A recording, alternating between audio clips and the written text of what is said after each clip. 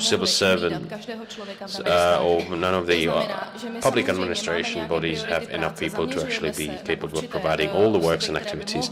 Of course, we are focusing on risk individuals who are actually very likely to perform or to actually be involved in tax evasion, but we are actually not able to concentrate on specific individuals. So that was the reason why I said it's great to receive information from the general public. We are not asking the general public to do it on our behalf. We'll take a look at it, but we need to get actually first information, and then we need to actually get evidence. And in that respect, we need to cooperate across the financial sector as well as outside of the Ministry of Finance with the other state authorities and bodies, because all the state authorities and bodies are obliged to actually prevent this from happening, but we are not actually capable of monitoring every single person in this country. And as far as media is concerned, we do have certain opportunities to initiate legislative changes, but we do not have the lobbying power in order to put these legislative changes through. And this is not only the issue related to animal protection or extending the authorities of veterinary authority, chipping animals, etc. There are many other topics outside of the scope of the Ministry of Finance and Ministry of Agriculture, and they are very important, but there's no political will to perform the changes, and that's the reason why I mentioned the media. Just take a look at the Civil Servants Act. At the moment it got actually mentioned in the media, and the media are paying attention. Out of the sudden there's political will to adopt the new Civil Servants Act, because unless the media pay attention to the topic, the politicians will actually not deal with it. They need something they can actually visualize themselves at. So that was the reason why I mentioned that you should use the media. Okay. Technical remark, etc. Well, please talk the individual details between yourselves. Now, the last three people with their hands up. I can see 6 hands up, but we said that we will finish at 6 o'clock. So the lady here and the group over there, you should communicate. You should communicate the 2 people who will speak on your behalf. So, good afternoon, or evening, I should rather say. Having listened to the conclusions of the press release, it just reiterated me to actually, it made me think it is necessary to underline 2 other things. The first thing being that it looks like that today we spent most of the time talking about the cats and dogs and farming. So I would like to remind you that although these animals, the cats and dogs, do enjoy a privileged position within the society, we do have other major issues in the area of import of exotic species and animals, where it's quite clear that 50% of the animals being imported dies during transport, and there are many other partial issues and other issues like this. So it would be a pity if today's conference is only presented as a conference focused on cats and dogs only. So we must not forget about issues of transport and exotic animals. And the second remark I had, and I wanted to communicate, and which is in my opinion equally important, is that we spent quite some time today talking about the restrictions to be imposed. It is important because we need to have a legal framework that is functional and that is actually makes it possible to actually enforce the law. And I'm talking about the rights of animals and the law protecting the animals and the rights, of course, that are pertaining to the owners of the animals on the other hand. But there's also the other part of the equation that is actually necessary to be in place, and that is the prevention, if you will. And as Mrs. Kasparova mentioned, we didn't have representatives from the Ministry of Agriculture, and that's wrong. We should also have a representative of the Ministry of Education, because the kids are taught at school about the rights, human rights and fundamental freedoms. They should be also taught about the fundamental rights of animals, and we need to make sure that the young generation is actually informed correctly. They should be able to distinguish between the rights and how the legislation influences each other. Thank you very much. So before the microphone reaches the end, Emma from Spain, please. Just to say a word, I absolutely agree. I don't speak about wild animals because I have no data. but they worry me and our organization so much as dogs, cats, and domestic animals. Thank you for your aportation. Thank you.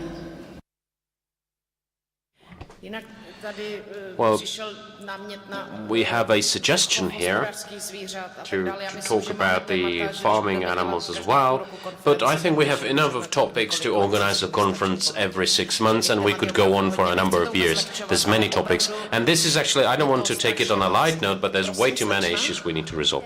So the lady there, so the house for horses, so we do have a topic of farming animals to mention here, or to pick up here. But we deal with the horses, of course, but the issues are very similar to the ones that you are actually resolving when it comes to cats and dogs. So we are happy to have this. But we also need to talk about the breeding act itself, because we have a lot of horses born without the pedigree. So before you leave, please leave your contact information before you leave, so we can actually get in touch. So in that case, we have 5 minutes left, so there's 2 more, so ask. So let me just say, of course, I'm lobbying for in favor of the farming animals, and I would be happy if we can deal with it. Okay, there will be a conference, I'm sure. So reach an agreement there, please. So once again, very briefly, when it comes to horses, obligatory registration of horses. If the same principle for registration is applied to all the pet animals, irrespective whether it's dog, cat, snake, or something like that, if it's a dangerous animal, you have to have a permit to breed such an animal, etc. So if we do have a uniform register and one register for all breeders, irrespective of whether you have a pedigree pet or pet without the pedigree, the obligation to report the fact that you're breeding an animal is in the law. It should not be a problem to check it, provided this is put into place in operation. And one remark, the law could be amended as such that I cannot actually procure or buy a pet, a dog or a cat without the proof of origin. Otherwise, I would be actually brought to responsibility in front of the court. Because if this is stipulated in the court, that would be very explicit. Because the problem is with the currently valid legislation is actually allowing the people to do whatever is not actually prohibited by the law. But if we change the approach, this would actually help to resolve the situation. That sounds very interesting, I have to admit. There was one more, okay. So, I would also like to actually lobby for the farm animals, of course, because I was shocked about Mr. Pock, who mentioned the size of the crates for chickens. So it really doesn't make any sense for me that the customers buying eggs are not informed about the living conditions or breeding conditions of the of chicken who are actually living in those crates. But it's correct that we would actually need to have another conference. So maybe this is yet another topic for another conference. We need not to forget about these animals as well. So these are not only cats and dogs, but there are many others.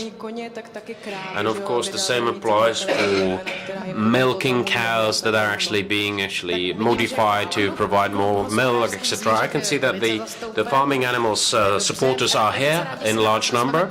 We'd be more than happy to actually stay in touch with you, and I'm serious about that, of course. It's 6 o'clock sharp, almost. I cannot see any hands up. Well, there's one more hand up, but...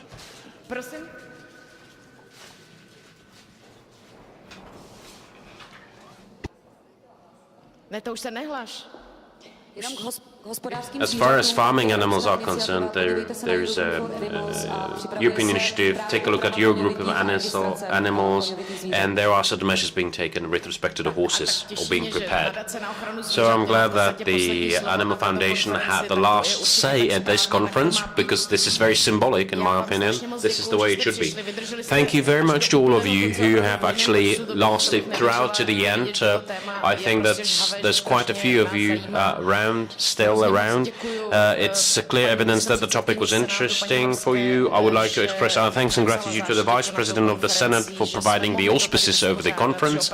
It was a great pleasure to actually have the conference here. We've been actually catered for in a very good manner and way. I very much appreciate the travel of all guests abroad who actually have set on a journey to come to here to Prague, and they have spent the time with us and provided us with their valuable insights and precious presentations. I think we all got very good information, and we'd be more than happy to see you again in the future.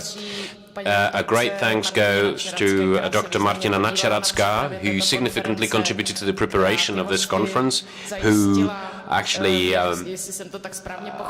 communicated with the guests from abroad, and she actually managed to get them over here because she's very much involved in the illegal or fighting against the illegal puppy trade. Thank you very much to all the contributing individuals, and I would like to ask Mrs. Václava Brabcová whether there is anything she would like to say, because as I have said at the beginning, this conference started or was born on the 13th of November last year, when she told me, okay, look, I've got an idea, let's organize a conference.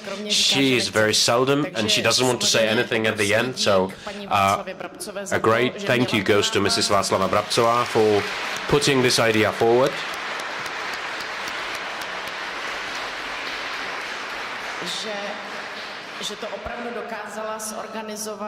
I'm really thankful to her that she managed to organize it. It was a great pleasure for me to cooperate with all of you, and I'm really looking forward to organizing another conference maybe in the autumn this year. Thank you very much and have a good day. Bye-bye.